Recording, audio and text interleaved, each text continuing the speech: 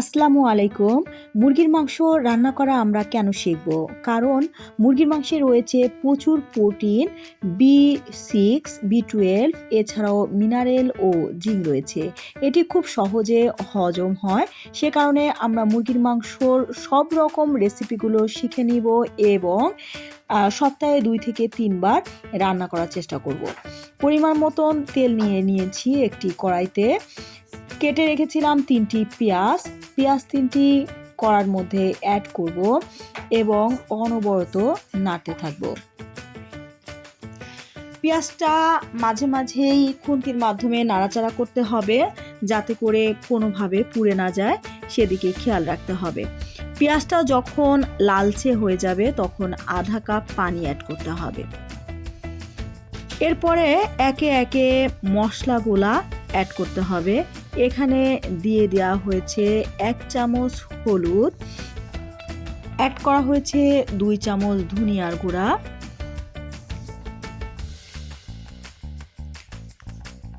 ১ চামচ মরিচের গুঁড়া, ১ চামচ লবণ। লবণটা পরিমাণ মতন। ভালো করে মশলাগুলো কষিয়ে নিতে হবে। পানির মধ্যে খুব সুন্দর করে যতটুকু পানি দিয়েছিলাম আধা কাপ, এই পানিটুকুর মধ্যে মশলাটা খুব সুন্দর করে কষিয়ে নিতে হবে। আধা চামচ আদা বাটা এবং আধা চামচ রসুন বাটা অ্যাড করতে হবে। আবারও ভালো করে কষিয়ে নিতে হবে। খেয়াল রাখতে হবে মশলা যত ভালো কষানো হয় রান্নাটা তত বেশি টেস্টি এবং স্বাদ বাড়ে। এখানে দিয়ে দিয়েছি ২টি ইলাচি, ২টি দারচিনি এবং ২টি তেজপাতা। ধুয়ে রেখেছিলাম একটি দেশি মুরগি। দেশি মুরগিটি এর মধ্যে অ্যাড করতে হবে এবং একটি খুন্তির মাধ্যমে খুব সুন্দর করে নাড়াচাড়া করে মিক্সড করে দিতে হবে। এমনভাবে নাড়াচাড়া করে দিতে হবে যাতে করে প্রত্যেকটা মাংসের মধ্যে মশলাগুলো ঢুকে যায় এবং খুব সুন্দর করে কষিয়ে নিতে হবে। সময় নিয়ে কষাতে হবে, তাহলে খাবারটা অনেক বেশি টেস্টি এবং সুস্বাদু হবে। কেটে রেখেছিলাম ৩টি আলু। আলু ৩টি অ্যাড করতে হবে। যখন মাংসটা কষানো হয়ে যাবে সে পর্যায়ে আলুগুলো অ্যাড করতে হবে এবং আলু অ্যাড করার পরে আবারও ভালো করে কষিয়ে নিতে হবে।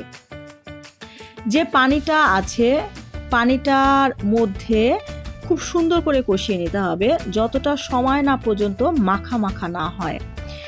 যে পর্যায়ে পুরোপুরি মাখা মাখা হয়ে গেছে এ সময়ে আমাদেরকে বুঝে নিতে হবে যে কষানোটা পুরোপুরি কমপ্লিট হয়ে গেছে। এখানে পানি অ্যাড করতে হবে।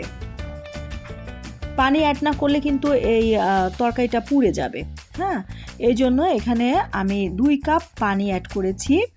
পানি অ্যাড করে সুন্দর করে খুন্তির মাধ্যমে নাড়াচাড়া করে দিয়ে ঢেকে রাখতে হবে এবং ফিরে আসতে হবে ২০ মিনিট পর।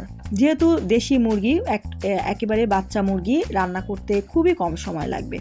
২০ মিনিট পরে ঢাকনাটা আগলা করে আবারও একটু নাড়াচাড়া করে দেখতে হবে আলু এবং মাংস সিদ্ধ হয়েছে কিনা।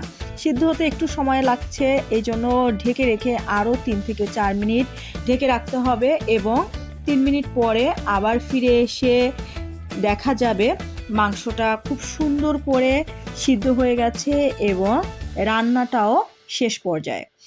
রান্না শেষ হয়ে যাবার সময় কিছুটা জিরার গুঁড়া ছিটিয়ে দিয়ে রান্নাটা শেষ করে ফেলতে হবে। খুবই মজাদার সুস্বাদু একটি দেশি মুরগির রান্না। ধন্যবাদ আপনাকে।